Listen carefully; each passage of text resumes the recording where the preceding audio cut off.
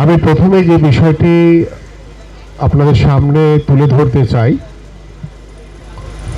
আমরা ছোটবেলা থেকে এই এলাকায় বড় হয়েছি। আজকে যেখানে দুয়ারিপাড়ার যেই বাজার কিংবা এখানে যেই স্থাপনাগুলো তৈরি করা হয়েছে, এখানে একসময় খালি জায়গা ছিল। এখানে আমরা ছোটবেলায় ফুটবল খেলেছি, ফুটবল খেলে কিন্তু একজন ফুটবলার হিসেবে নিজেকে প্রতিষ্ঠিত করেছি। আমি এই কথাটি বলার উদ্দেশ্য হচ্ছে যে সময়ের সাথে সাথে অনেক পরিবেশ বদলায়, সময়ের সাথে সাথে সমাজের অনেক কিছু পরিবর্তন হয় এবং আমরা দৃঢ়ভাবে বিশ্বাস করি আজকে পল্লবী ডিগ্রি কলেজ যে অবস্থায় রয়েছে, আমি আশা করি আগামী 1-2 বছর পরে এই পল্লবী কলেজের পরিবেশও ইনশাল্লাহ আরও সুন্দরভাবে পরিবর্তন হবে এবং সেই পরিবর্তনের সাথে আমি আশা করি যে আমাদের এই অত্র এলাকায় আমাদের সামাজিকভাবে আমাদের পারিবারিকভাবেও ইনশাল্লাহ একটি পরিবর্তন আমরা দেখতে পাবো সবাই। এবং আমি আজকে এই এলাকায় যারা বসবাসকারী রয়েছেন, বিশেষ করে আমাদের এখানে আমজাদ মোল্লা সাহেব রয়েছেন এবং আরও অন্যান্য এলাকার যারা রয়েছেন, আমি আপনাদের কাছে আহ্বান করব, এই কলেজ হচ্ছে শিক্ষা কেন্দ্র এবং এই শিক্ষা কেন্দ্রে শুধু শিক্ষক এবং শিক্ষার্থী এবং অভিভাবক তাদের যা যা করণীয় আছে, এই করণীয় বিষয়গুলোতে আপনারা সার্বিকভাবে তাদেরকে সহযোগিতা করবেন। এই শিক্ষা কেন্দ্রে যাতে কোনোভাবেই কোনো বিশৃঙ্খল পরিবেশ, কোনো অন্যায় কোনো কাজ আমরা কিন্তু কখনোই মেনে নেব না। তো সেই জায়গা থেকে আমাদের যারা শিক্ষার্থী রয়েছে তাদেরও আজকে হয়তোবা তারা এখান থেকে বিদায় নিয়ে যাচ্ছে, বাট তারা কিন্তু এখানেই বসবাস করছে, তারা কিন্তু এলাকা ছেড়ে কেউ যাবে না। সো আপনাদেরও দায়িত্ব রয়েছে যে আপনাদের নিজেদের কলেজকে কিভাবে একটি ভালো পর্যায়ে নিয়ে যাওয়া যায়, কিভাবে এই কলেজকে আরও উত্তরোত্তর সাফল্যমণ্ডিত করা যায়, কিভাবে এখানে আরও পর্যাপ্ত শিক্ষার্থী ভর্তির মাধ্যমে যাতে এই কলেজের যে ঐতিহ্য সেটাকে আরও সামনের দিকে এগিয়ে নিয়ে এদেশের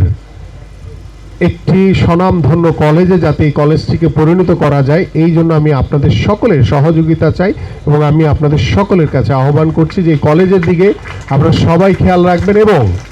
দ্রুতই কিভাবে এখানে নতুন ভবন নির্মাণ করা যায় এবং এখানে একটি রাস্তা করা খুব প্রয়োজন। আপনাদের কি কি প্রয়োজনীয়তা রয়েছে এখানে সিটি কর্পোরেশনে চিঠি দেওয়ার মাধ্যমে সেই রাস্তাটি আপনারা দ্রুত আলোচনার ভিতরে আনলে আমার যেখানে যা বলা দরকার রয়েছে আমি সেখানে ইনশাল্লাহ আপনাদেরকে বলে দেব এবং সার্বিকভাবে যাতে দ্রুত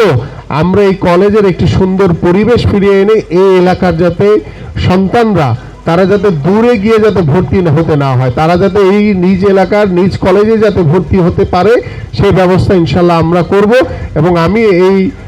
আহ্বান করে এবং আপনাদের যারা বিদায়ী শিক্ষার্থী আপনাদের উত্তরোত্তর সাফল্য কামনা করে, কারণ এই বিদায় কিন্তু কষ্টের না, দুঃখের, এই বিদায় কিন্তু আনন্দের, কারণ আপনারা সামনের দিকে এগিয়ে যাবেন এবং আপনাদের উপরেই কিন্তু ভবিষ্যৎ বাংলাদেশ তাকিয়ে আছে এবং আপনাদের দ্বারাই কিন্তু আগামীর বাংলাদেশ পরিচালিত হবে এবং সেই বাংলাদেশ গড়ার একজন নাগরিক হিসেবে আপনাদের সকলের দায়িত্ব রয়েছে, কর্তব্য রয়েছে যে আমরা সঠিক কাজটি করব, সঠিকভাবে চলব এবং আমার সমাজ, আমার পরিবার এবং আমার দেশকে সমৃদ্ধশালী করার জন্য আমাদের যা যা করণীয় আছে আমরা সকল কাজগুলো করব ইনশাল্লাহ। আপনাদের সবাইকে আন্তরিকভাবে ধন্যবাদ এবং কৃতজ্ঞতা জানিয়ে আজকের মতো আমি বিদায় নিচ্ছি। আল্লাহ হাফেজ, বাংলাদেশ জিন্দাবাদ। যে শিক্ষা ক্ষেত্রে আমরা সর্বোচ্চ গুরুত্ব দিচ্ছি এবং সেই সর্বোচ্চ গুরুত্বের মাধ্যমে শিক্ষা কেন্দ্রগুলোতে শিক্ষার পরিবেশ ফিরিয়ে আনা, শিক্ষার মান উন্নত করা, শিক্ষকদের মান উন্নত করা থেকে শুরু করে সার্বিক বিষয়গুলো কিন্তু আমরা নজরদারিতে রাখছি এবং আমি আশা করি যে ইতিমধ্যে আমাদের বর্তমান সরকার আমাদের প্রত্যেকটি কলেজ বা স্কুলের ভবন নির্মাণ বা এই স্কুল বা কলেজগুলোর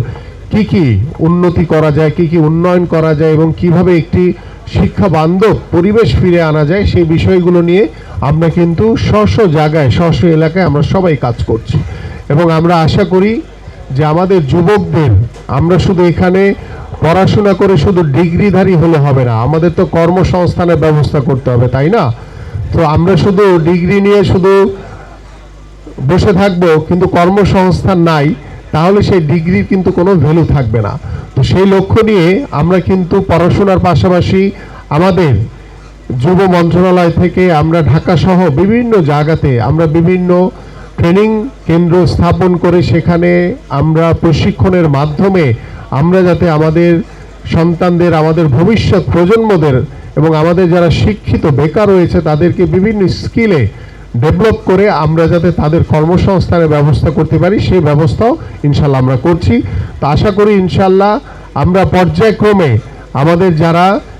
শিক্ষিত বেকার রয়েছে তাদেরকে আমরা কর্মসংস্থানের ব্যবস্থা করে দিতে পারবো ইনশাল্লাহ। তো এইভাবে আমরা আপনাদের সহযোগিতা চাই। পাশাপাশি আপনারা জানেন যে আমরা অত্যন্ত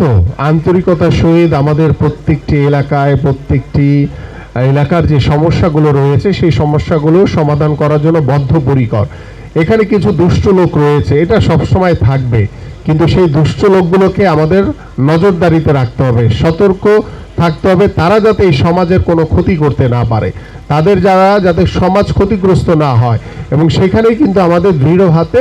দমন করতে হবে যারা বিভিন্ন সময় শিক্ষা প্রতিষ্ঠানে উস্কানি দিয়ে শিক্ষা প্রতিষ্ঠানে একটু বিশৃঙ্খল করার চেষ্টা করে। তাদের বিষয়ে আপনাদেরই দায়িত্ব, এটি শুধু আমার একার দায়িত্ব না, এটি আপনার এলাকার কলেজ, এই কলেজ সবার। এই কলেজের দেখভাল করার জন্য, এই কলেজের মান উন্নয়নের জন্য আপনাদের সার্বিকভাবে আমি সহযোগিতা চাই। এবং আশা করি আমাদের যারা শিক্ষক মণ্ডলী রয়েছেন আপনারাও দ্রুত সম্ভব আপনাদের অলরেডি সার্ভেয়ার এসে আপনাদের যে ইন্সপেকশন করে গেছে